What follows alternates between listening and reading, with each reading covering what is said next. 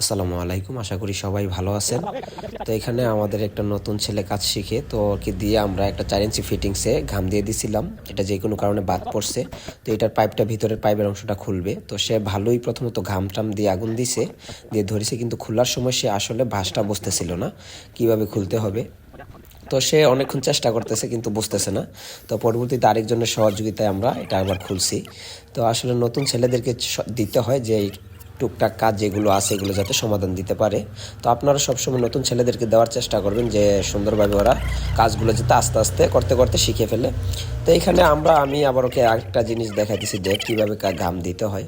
তো আমি সুন্দরভাবে ঘাম দিয়ে আগুন ধরিয়ে দেখাইতেছি যে আসলে কিভাবে দিলে সহজেই খোলা যাবে। তো তবে কিন্তু আমি এখানে খুবই সুন্দরভাবে খুলতে পারছি, কিন্তু আমাদের যে ছেলেটা হয় মোটামুটি কাজ ভালোই জানে, কিন্তু সে খুলতে পারে নাই।